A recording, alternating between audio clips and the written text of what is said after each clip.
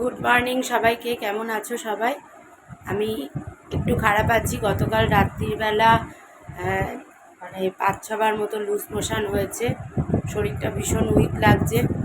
তো সকালবেলা উঠে জুন একা একাই পড়তে চলে গেছে। আজকে যদিও বা তোমাদের দাদা বাড়ি আছে, নাইট ডিউটি আছে আর কি, তো তার জন্য রান্নারও প্রেশার নেই। ওই জন্য আমি 9টা নাগাদ ঘুম থেকে উঠেছি। উঠে একটু চা খেলাম। তো এবার চলো ঘরের কি কি কাজকর্ম করব তোমাদেরকে এক ঝলক দেখিয়ে নিই। তো আজ হলো শনিবার। কাজের দিদি আমার কাছে বায়না করেছে যে আজকে ও আসবে না। এত গরম পড়েছে, ও একটা দিন ছুটি চায়। তাই এটা তো স্বাভাবিক। আর আমাদের দিদির একটা বিশেষ গুণ আছে যে ও যখনই কামাই করুক ও কিন্তু বলেই কামাই করে। আর কামাইটা অন্যান্য ঘরের কাজের দিদিদের তুলনায় অনেকটাই কম। তো এইটুকু বায়না তো রাখতেই হয়। সত্যিই তো এত গরম পড়েছে, ওদেরও একটু রেস্টের প্রয়োজন। তাই জন্য ও বলে কামাই করে বলে আমি বলছি ঠিক আছে, আসতে হবে না। তো এখন ওকে আসতে তো বারণ করেছি, মানে ওই ছুটি দিল। কিন্তু আসলে কি বলো তো, কাজের অভ্যাসটা অনেক দিন নেই তো, মানে সব কাজ একা হাতে বহুদিন যাবৎ করি না, প্রায় বছর 4-5-এরও বেশি হবে। এবার সেই সব কাজকর্মগুলো সবটা নিজেকে করতে গেলে অনেকটা টাইমও লেগে যায়, আর বেশ কষ্টও হয়।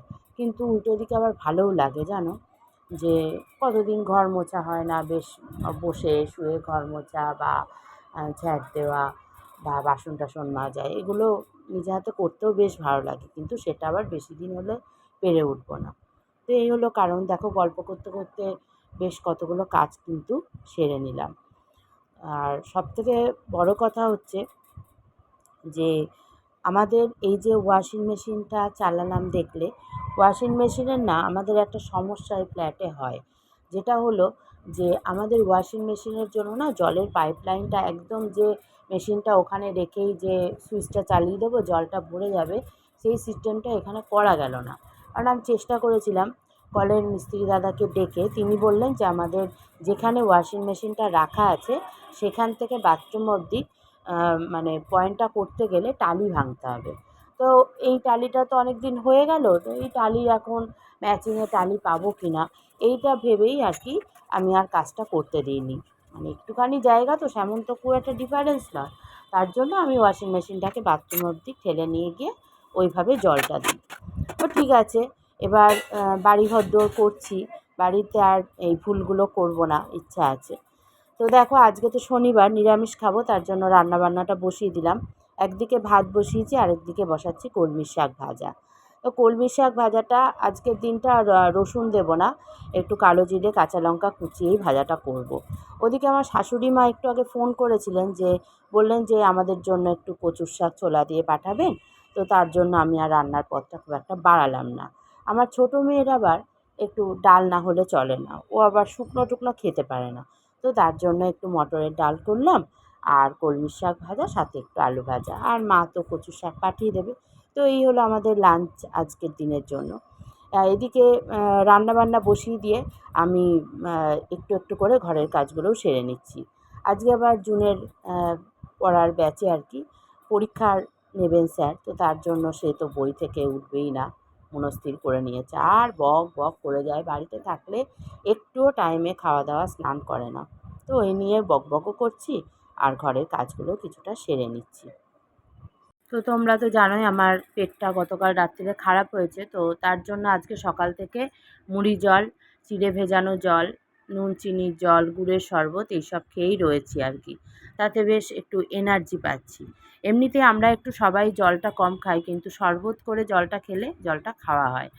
তো যাই হোক, তোমাদের দাদাও বাড়ি ছিল আজকে, যেহেতু ও বাড়িতে কাজ হচ্ছে সেই জন্য ওই বাড়িতে চলে যাচ্ছে। সকাল থেকে বেশিরভাগটাই ওখানেই থাকছে, দুপুরবেলার দিকে আসে। তো যাই হোক, ও যখনই ঘরে আসছে ওকেও শরবত দিচ্ছি, ছোটো মেয়েকেও দিচ্ছি। তো এই হলো আমাদের আজকে লাঞ্চ মেনু। যেহেতু আমার অনেকটা দেরি হবে, তাই জন্য তোমাদের দাদা আর জুনকে খেতে দিয়ে তারপর আমি স্নান করতে গেছিলাম। স্নান টান করে আমিও খেয়ে দিয়ে রেস্ট নিয়ে নিয়েছিলাম।